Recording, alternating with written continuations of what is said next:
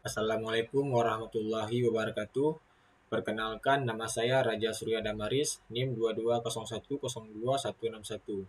Pada kesempatan kali ini, saya ingin mendefinisikan beberapa pengertian dari tugas mata kuliah konversi saya, yaitu mata kuliah usul fikih. Yang pertama, syariat. Syariat secara bahasa berarti jalan menuju sumber air. Sedangkan secara istilah adalah seluruh hukum yang ditetapkan oleh Allah untuk manusia melalui Rasulnya. Yang kedua, fikih dan usul fikih.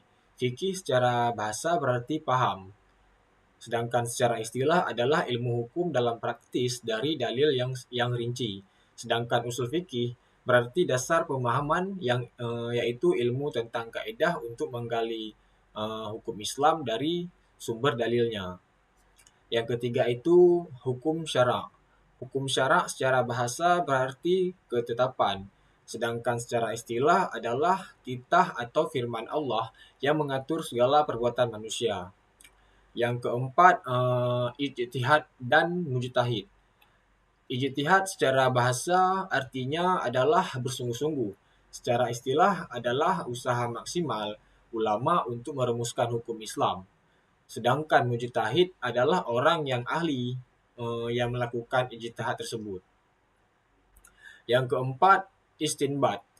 Istinbat secara bahasa berarti mengeluarkan air dari sumur. Sedangkan secara istilah adalah metode atau proses ulama untuk mengeluarkan hukum fikih dari dalil-dalilnya yang bersumber dari Al-Quran atau hadis. Yang keenam ada fatwa dan mufti fatwa. Fatwa secara bahasa berarti jawaban, sedangkan secara istilah adalah pendapat hukum Islam dari ulama untuk menjawab suatu permasalahan. Sedangkan mufti adalah ulama tersebut yang berwenang untuk mengeluarkan suatu fatwa tersebut. Yang ketujuh, al-qada. Dalam ilmu fikih, al-qada secara bahasa berarti memutuskan, sedangkan secara istilah sendiri adalah keputusan hukum yang mengikat dari seorang hakim di suatu pengadilan. Selanjutnya dalil.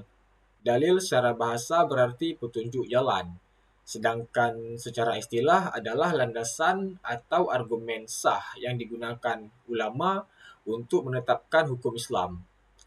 Yang kesembilan, Al-Quran. Al-Quran secara bahasa berarti bacaan, sedangkan secara istilah adalah firman Allah yang diturunkan kepada Nabi Muhammad SAW dan membacanya mendapatkan pahala atau dinilai suatu ibadah. Yang ke-10 itu sunnah. Secara bahasa sendiri, sunnah itu artinya kebiasaan, sedangkan secara istilah adalah segala perkataan atau perbuatan Nabi atau ketetapan dari Nabi Muhammad SAW. Yang ke-11, ijma'. Ijma' secara bahasa berarti kesepakatan, sedangkan secara istilah adalah kesepakatan bulat para ulama mujtahid mengenai suatu hukum setelah wafatnya Nabi Muhammad SAW. Yang ke-12, qiyas. Qiyas secara bahasa berarti menyamakan, sedangkan secara istilah adalah menetapkan hukum kasus baru dengan menyamakannya pada kasus lama karena memiliki kesamaan sebab atau ilat. Yang ke-13 ada kawaid fikih. Kawaid fikih secara bahasa berarti dasar fikih, sedangkan secara istilah sendiri adalah kaidah hukum yang merangkum banyak masalah fikih serupa. Yang ke-14, mazhab. Mazhab secara bahasa berarti jalan, sedangkan secara istilah adalah metode atau sebuah aliran pemahaman hukum Islam yang dari seorang imam mujtahid yang diikuti oleh umat. Yang ke-15 ada taklid dan muqallid. Taklid secara bahasa berarti mengikuti tanpa alasan, secara istilah adalah mengikuti pendapat ulama tanpa tahu dalilnya. Sedangkan muqallid adalah orang awam yang melakukan taklid. Yang ke-16, siasah syar'iyah. Siasah syar'iyah secara bahasa berarti politik dalam syariat. secara istilah adalah kebijakan pemerintah dalam mengatur negaranya demi kemaslahatan rakyat yang tanpa menentang agama. Yang ke-17, sahabat. Sahabat secara bahasa berarti teman. Sedangkan secara istilah sendiri, sahabat adalah generasi yang bertemu atau hidup di zaman Nabi Muhammad SAW dalam keadaan beriman dan wafat sebagai seorang Muslim. Yang ke-18, tabi'in. Tabi'in secara bahasa berarti pengikut.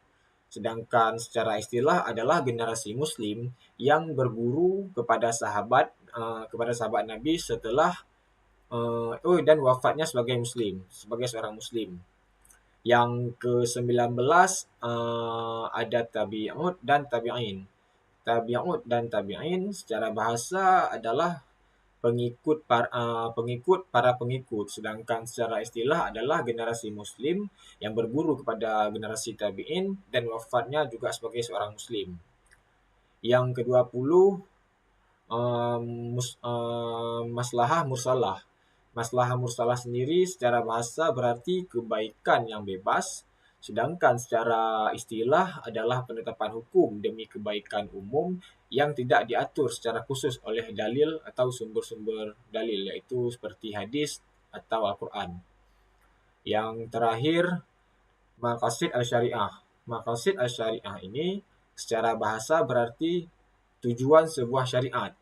Sedangkan secara istilah, maqasid al-syariah ini adalah tujuan utama Allah untuk menetapkan hukum demi menjaga agama, jiwa, akal, keturunan, dan harta manusia.